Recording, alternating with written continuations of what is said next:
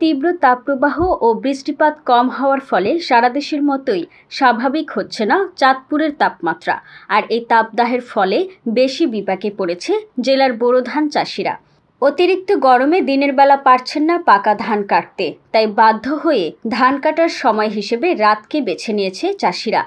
স্থানীয় কৃষকরা জানায়, শ্রমিক সংকটে ধান কেটে ঘরে আনতে পারছেন না তারা।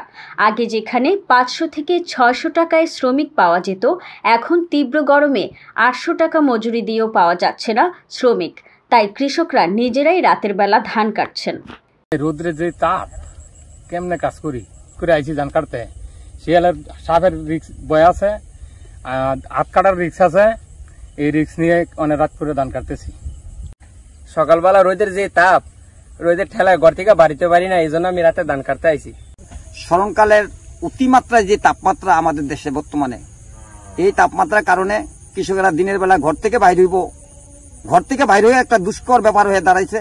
যার কারণে রাতের অন্ধকারে আইসা কৃষকেরা তাদের জায়গা জমির ধান কাটতেছে।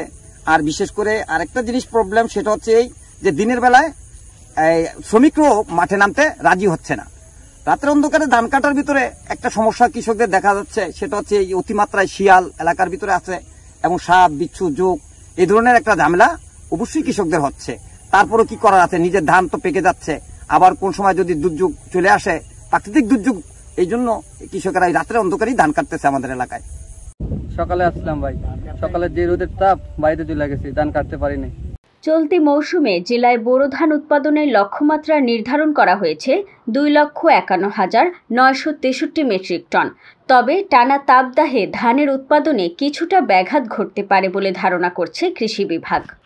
এবার যে লক্ষ্যমাত্রা ছিল, আবাদের লক্ষ্যমাত্রা 63,475 হেক্টর জমি, সেখানে কিন্তু আমরা 63,960 হেক্টর জমি আবাদ হয়েছে। এবং এবার সবচেয়ে লক্ষণীয় বিষয় হচ্ছে যে এই যে বর্তমান চলমান যে তাপদাহ, সেক্ষেত্রে আমাদের চাঁদপুরের যে বোরো ধান, আরেকটি জিনিস হচ্ছে যে এই তাপদাহে আমরা মাঠে লক্ষ্য করেছি যে কৃষকরা কিন্তু মাঠে এই এখন যে ধান কাটার সময় হয়েছে, আসলে মাঠে তাপদাহের কারণে তারা কিন্তু মাঠে সকালবেলায় বা বিশেষ করে দুপুরে প্রচন্ড খরতাপে কিন্তু তারা ধান কর্তন করছে না।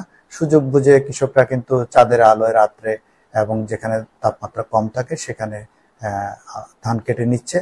আমরা মনে করি এটি একটি ভালো উদ্যোগ। আমরা জানি যে ধান 80% পাকার পরে কিন্তু এটা কেটে ফেলতে হয়। সেক্ষেত্রে যদি মাঠে যদি ধান পড়ে থাকে, সেক্ষেত্রে কিন্তু আমরা বলে থাকি যে 10 থেকে 12% ঝরা ধান হয়ে যায়, ফলে কৃষকের ক্ষতি হবে। এক্ষেত্রে যদি কৃষকরা সন্ধ্যার পর চাঁদের আলোয় যদি কাটে ধানগুলো ঘরে তোলে, তা আমি মনে করি যে এটা একটি ভালো উদ্যোগ।